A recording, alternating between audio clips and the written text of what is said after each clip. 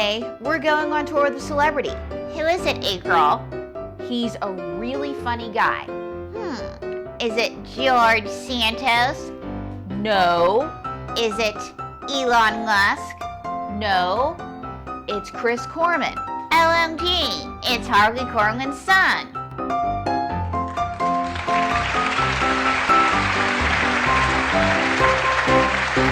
Ladies and gentlemen, please welcome our special guest tonight, the son of the winner of 4 Primetime Emmys, a Golden Globe, and a member of the Television Academy Hall of Fame.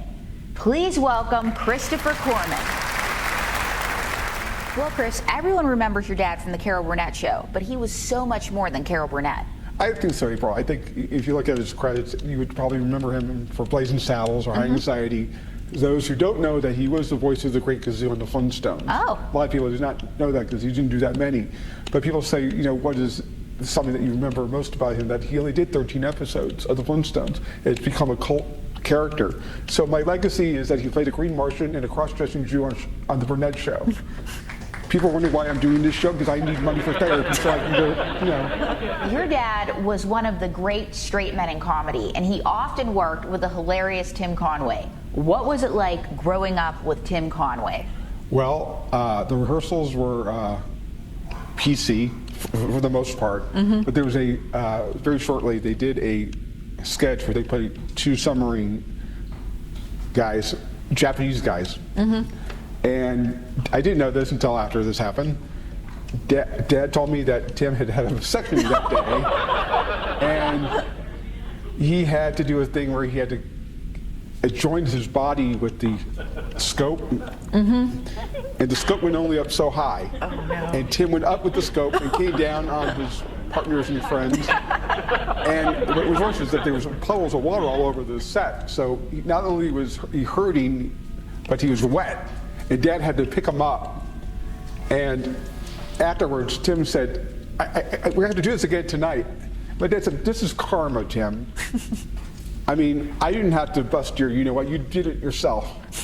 But this is karma of 20 years of working together, so you deserve this. And you have a lot of great stories in your book, and one of my favorites was, oh my gosh, you had lunch with Burt Lancaster? Yes, we were in Hawaii for a golf tournament that Danny Arnold, who created Barney Miller, and it was for a Hawaiian personality that was having a lot of medical problems called Aku. That was his name. So we're sitting at breakfast. Now you're where my dad is sitting. I'm sitting here. Now I'm seeing Burt Lancaster come this way from the breakfast area. He doesn't have the luxury of seeing who's coming behind this potted, planted, you know, oval-shaped seating area. So I'm now watching Burt Lancaster come towards me. And I'm trying to very discreetly say under my breath, so he can hear me, Dad, Burt Lancaster is coming towards us. And then like a really bad Conway Korman routine, what? Burt Lancaster is coming your way. What? Oh God, Dad, really, come on already. Burt Lancaster. By the time I got Burt Lancaster out, the 3rd time, Burt was already there at my dad's face. Now my dad's got eggs in his mouth. I'm thinking, this doesn't bode well for me, or anybody. So my dad said, Burt, what are you doing here? It's like, well, yeah, I had to get early, we got an early round, so I want to get out into the golf course early. So I thought maybe I could sit and have breakfast with you because I'm such a big fan of your work. My dad just was like, you know who I am? Whoa. I said, me and my wife have been watching you for years. I said, it was just an honor to talk to you, Harvey, get to know you. And my dad's staring like the deer caught in the headlight look. He's like, he doesn't know what to say to that.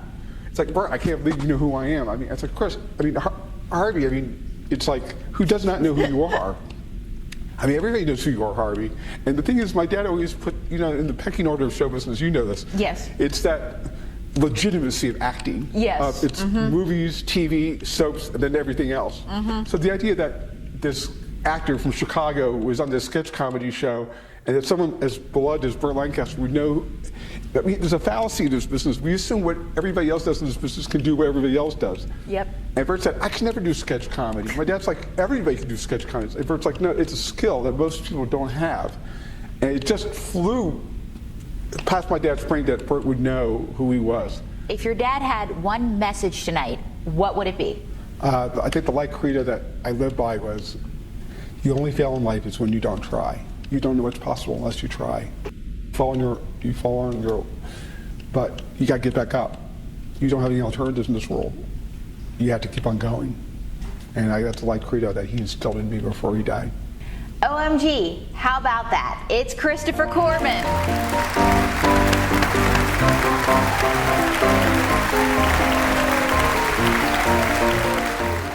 May and I look forward to seeing you on tour with Chris Korman. OMG, it's Harvey Korman's son. That's right, May. Chris Korman live on stage with behind-the-scenes stories from Hollywood.